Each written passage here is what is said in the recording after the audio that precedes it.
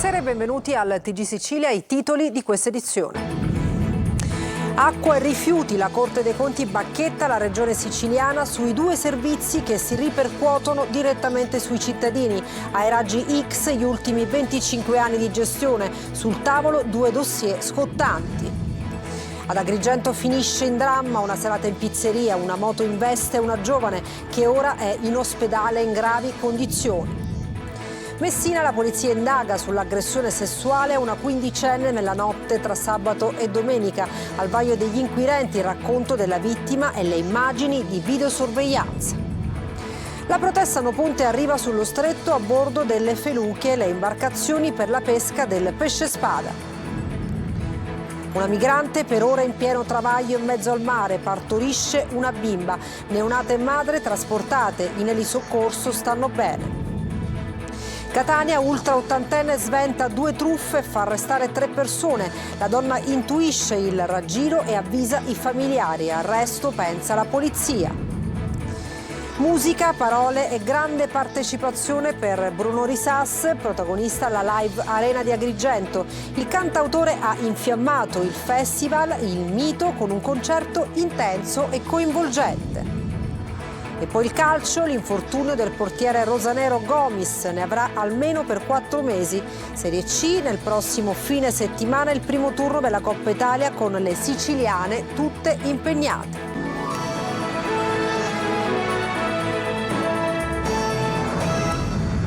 Dunque, bentrovati. Acqua e rifiuti, caos e inefficienze sulla loro gestione. La Corte dei Conti bacchetta la Regione, sul tavolo 2 dossier scottanti. C'è tempo fino all'8 settembre per la replica. Opposizione e sindacati insorgono. In oltre 20 anni nulla è stato fatto di strutturale. Adelaide Barbagallo.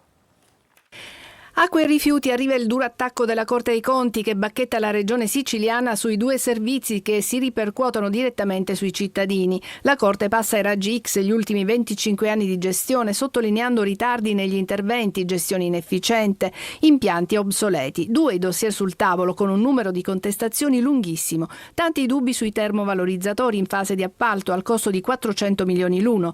Sebbene la tecnologia consenta oggi impianti a basso impatto ambientale, la scelta della Regione, scrivono i magistrati di controllo, è in controtendenza rispetto alle direttive dell'Unione Europea, che impone non più del 10% del totale dei rifiuti da mandare in discarica o nei termovalorizzatori. L'isola è lontana con il suo 55% dal limite europeo.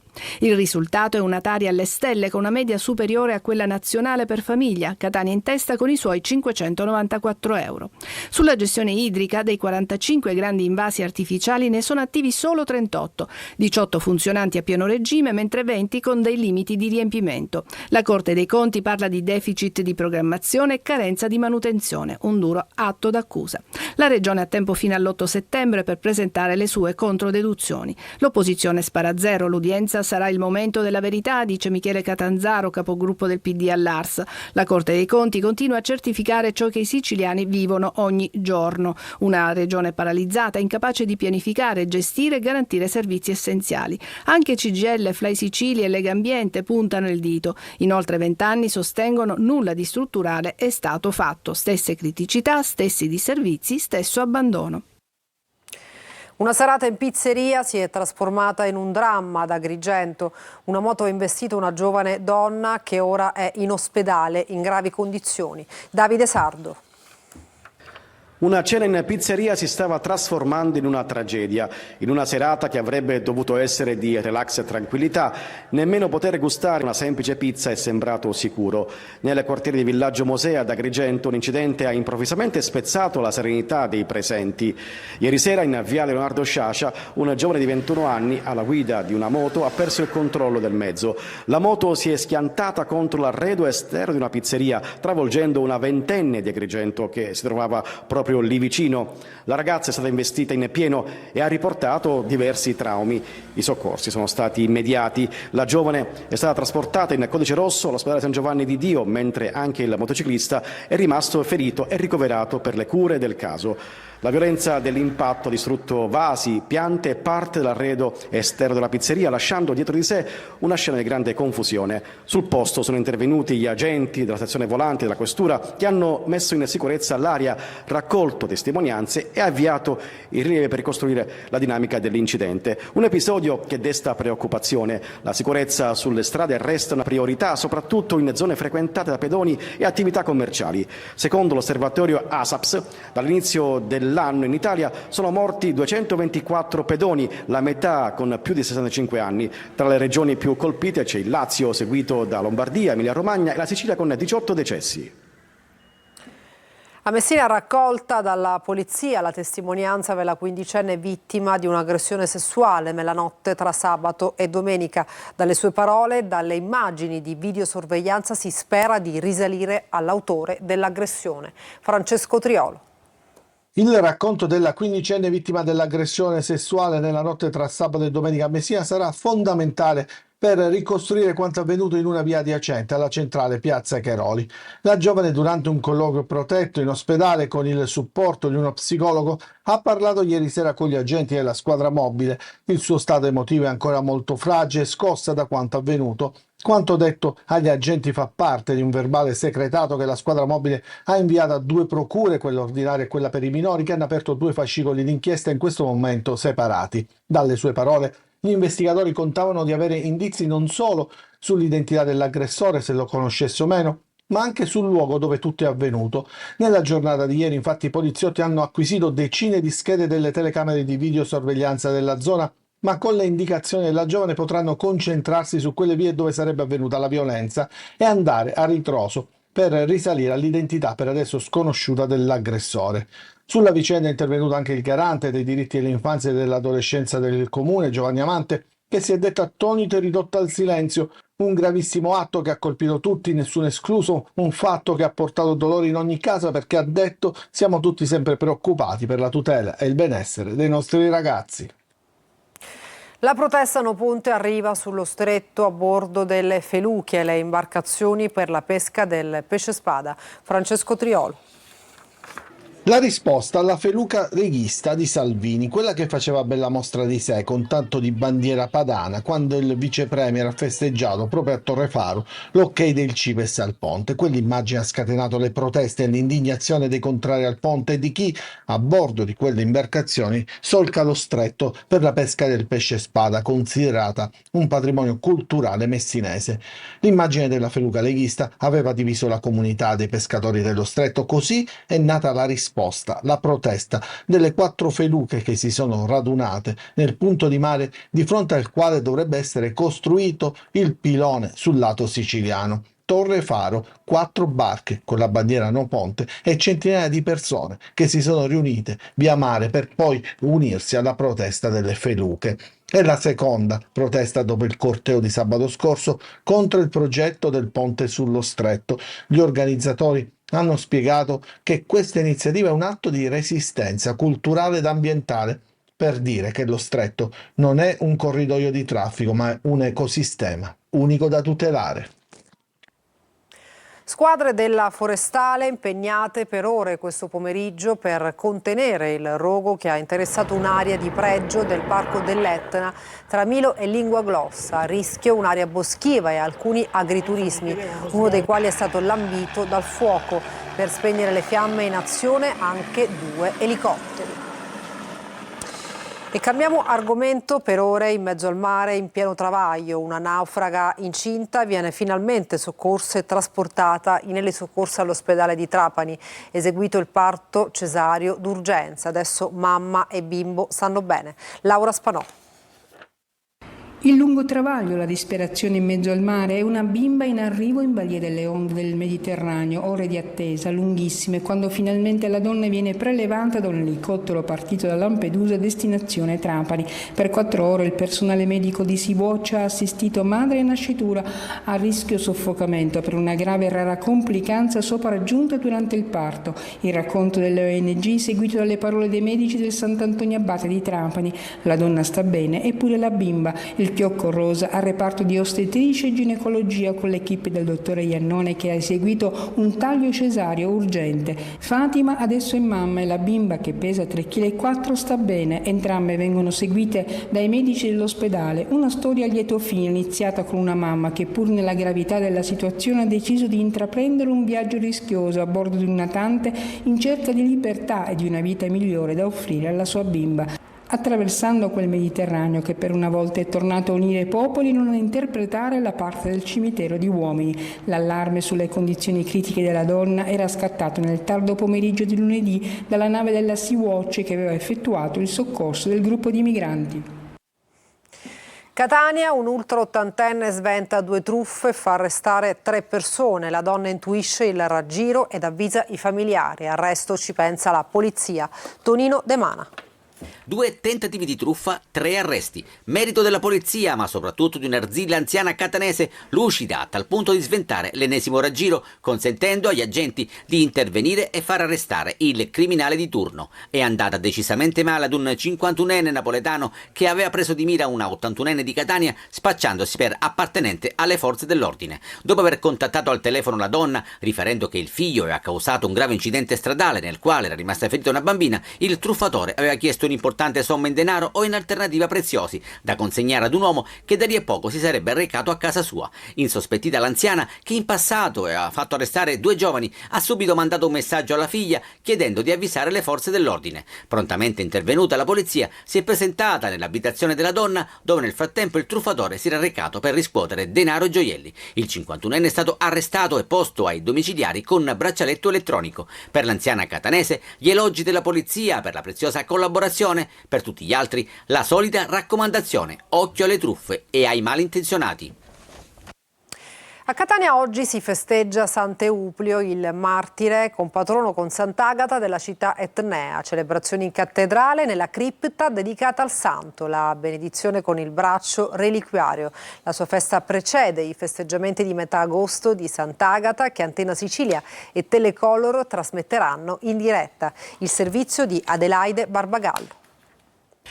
A Catania si festeggia Sant'Euplio. Pochi conoscono la storia di questo diacono morto martire nel 304 per aver professato la sua fede in Cristo. Eppure Euplio è, assieme a Sant'Agata, il compatrono della città ed è anche il protettore dei diaconi. La sua festa, con i rispettivi riti, è inserita nel programma delle feste agatine d'agosto. Dopo la messa celebrata in cattedrale dal parroco Monsignor Barbaro Scionti, la traslazione del braccio reliquiario nel sito dedicato al santo, che si trova in piazza della Borsa e nella vicina via Sant'Euplio. Qui sorgeva un'antica chiesa ridotta in macerie da un bombardamento durante la Seconda Guerra Mondiale. Ad oggi sussiste solo la cripta. Secondo la tradizione, durante la persecuzione dell'imperatore Diocleziano, il governatore Calvisiano condannò Euplio alla decapitazione dopo l'esplicita dichiarazione della sua fede cristiana e l'affronto di aver portato i libri dei Vangeli banditi dall'impero al suo cospetto. La sua festa precede quella certamente più solenne della traslazione delle reliquie di Sant'Agata, che Telecolor e Antenna Sicilia trasmetteranno in diretta. Il 16 agosto, a partire dalle 18:45 su Telecolor, la processione del Sacro Velo della martire catanese. Seguiremo tutto l'itinerario e i vari momenti di preghiera. Il 17 agosto alle 7:45 l'emozionante apertura del Sacello e alle 10:30 la solenne celebrazione eucaristica presieduta dall'arcivescovo Renna.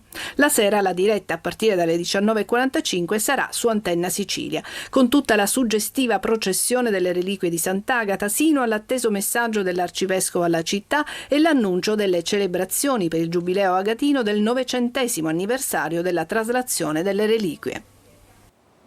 Con il taglio dei contributi ai comuni da parte del governo nazionale, il sistema d'accoglienza dei minori stranieri rischia il collasso, mentre l'ANCI, l'Associazione dei Comuni Italiani, lancia un appello urgente per chiedere al governo risorse finanziarie certe ed evitare una guerra tra poveri. Stamattina a Caltanissetta la protesta degli operatori e dei ragazzi ospiti delle comunità. Rita Cinardi. Sono oltre 3.000 in Sicilia i minori stranieri non accompagnati che rischiano di essere tagliati fuori da ogni opportunità. La tagliola del governo nazionale, che ha deciso di ridurre i rimborsi ai comuni, metterà a dura prova il sistema con le comunità costrette a chiudere i battenti. Per questo motivo a Caltanissetta gli operatori dell'accoglienza hanno deciso di protestare. Se fino ad oggi il Viminale aveva erogato tramite le prefetture un contributo giornaliero di 100 euro per minore, adesso le regole sono cambiate. Dei soldi che vengono anticipati dai comuni e poi restituiti, lo Stato rimborserà soltanto il 35%. Stiamo facendo da banca allo Stato, ci stiamo indebitando, noi specialmente della provincia, ci tengo a precisare, di Agrigento, e da giugno del 2024 che non prendiamo neanche un euro. L'ANCI ha stimato che il taglio peserebbe sui comuni per oltre 60 milioni di euro a livello nazionale, ma la Sicilia è una delle regioni dove gli effetti sarebbero maggiormente avvertiti. Basta guardare i numeri, infatti, per rendersi conto che l'isola accoglie il 30% dei ragazzi a livello nazionale. Noi abbiamo con loro dei percorsi di integrazione molto importanti, che sia l'inserimento lavorativo per il futuro, visto che spesso si tende a dire che i nostri ragazzi sono dei criminali. In realtà i nostri ragazzi sono dei lavoratori che offrono servizi, che offrono chiaramente manodopera. Con la nuova disposizione ad essere a rischio non sono solo le cooperative sociali siciliane, ma soprattutto i bilanci dei comuni. E sempre sulle strutture di accoglienza è intervenuto l'ex presidente dell'Ars e leader del movimento Futuristi, Nicola Cristaldi, sollecitando una rapida ricognizione di quelle strutture di accoglienza completate con fondi pubblici ma mai utilizzate per inerzia da parte delle pubbliche amministrazioni. Musica, parole e grande partecipazione per Bruno Risas, protagonista live Arena di Agrigento. Il cantautore ha infiammato il festival Il Mito con un concerto intenso e coinvolgente. Davide Sardo. Portava il bambino a fiore da porta spavento. La poesia che diventa musica, la musica che diventa rito collettivo. La live arena dello Sport Village esplode per Bruno Risas, protagonista del secondo grande evento del festival Il Mito, che quest'anno celebra 20 anni di emozioni. Descrivo il mondo solo, secondo me, chissà com'è. Il cantautore calabrese, tra i più raffinati della sua generazione e considerato da molti l'erede De Gregori, ha incantato con oltre 2 ore di live tra parole, ironia e struggente autenticità. Sono convinti che basti un tutorial per costruire un'astronave e fanno finta di non vedere. Un concerto che ha attraversato la sua storia musicale, trasformando ogni brano in un racconto condiviso.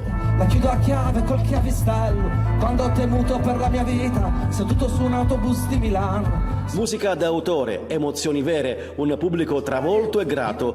Brunori conquista la scena e firma una serata da ricordare. Grazie di cuore. Andiamo a Giarre, nel Catanese, dove l'ultima libreria indipendente ha chiuso i battenti 9 anni fa. Grazie all'intraprendenza di 3 donne, il comune iconico ha di nuovo uno spazio culturale di aggregazione sociale. Emanuela Corsi. In Sicilia, fanalino di coda a livello nazionale, più di 3 comuni su 4 non hanno una libreria sul proprio territorio. Negli anni c'è stata una vera e propria emorragia di librerie indipendenti costrette a chiudere non solo nelle grandi città, ma anche nei piccoli centri, dove erano il punto di riferimento per piccole comunità. Siamo a Giarre, nel Catanese. Qui l'ultima libreria indipendente ha chiuso i battenti 9 anni fa. Oggi, grazie all'intraprendenza di 3 donne, Nancy e la giovane Annalisa, il comune ionico torna ad avere un centro culturale e di aggregazione sociale. Un progetto nato poco prima che scoppiasse la pandemia, ci racconta Nancy, di professione avvocato, che ha iniziato questa nuova vita da libraia. Oggi aprire una libreria è una sfida e anche una scelta un po' in controtendenza. Ancora siamo agli inizi, soltanto qualche giorno che siamo aperte, però abbiamo già avuto un buon riscontro con il pubblico che sono venuti a trovarci, le persone sono venute a trovarci. Ieri addirittura è entrato un signore, ha comprato dei libri e giustamente nel consegnare il pacchetto con i libri noi abbiamo ringraziato e lui ci ha detto questa cosa: grazie, lo dico io a voi. Uno spazio capace di accogliere lettori di tutte le età, dai più grandi ai più piccoli.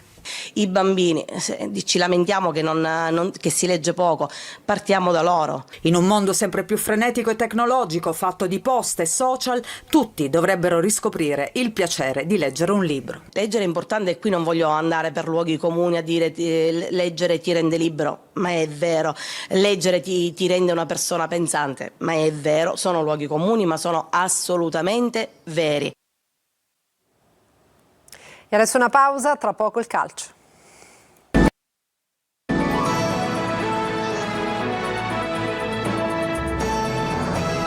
Bentornati al TG Sicilia, adesso il calcio. Nel prossimo fine settimana il primo turno della Coppa Italia di Serie C, con le siciliane tutte impegnate. Intanto non si ferma il mercato. Francesco Triolo. È la settimana che porta al primo impegno ufficiale della stagione, il primo turno della Coppa Italia di Serie C. Aprirà il Siracusa sabato alle 18 a Foggia, domenica sarà il turno di Trapani a Picerno e Catania a Crotone, tutte in trasferta alle siciliane.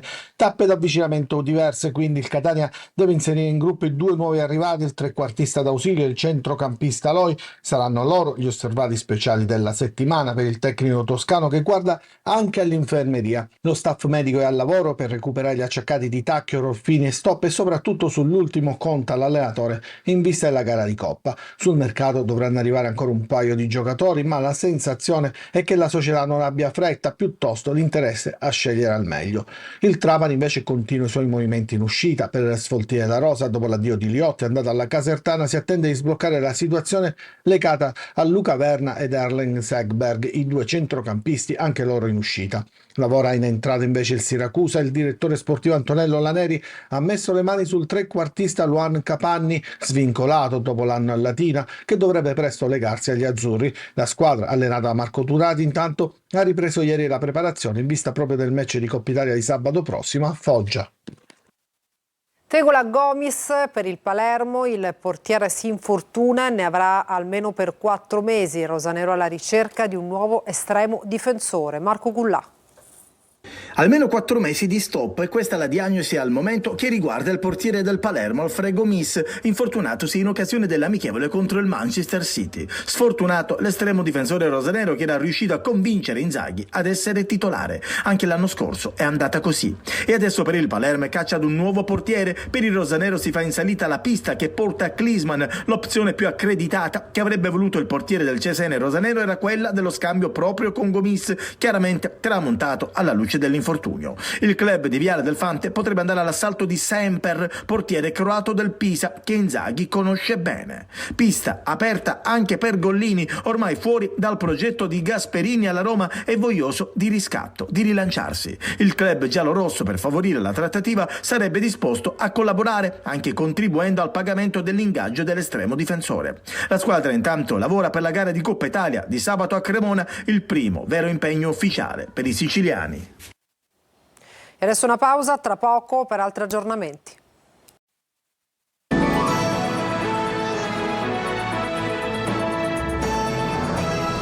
Per questa edizione nessun altro aggiornamento, grazie per averci seguito e buona serata.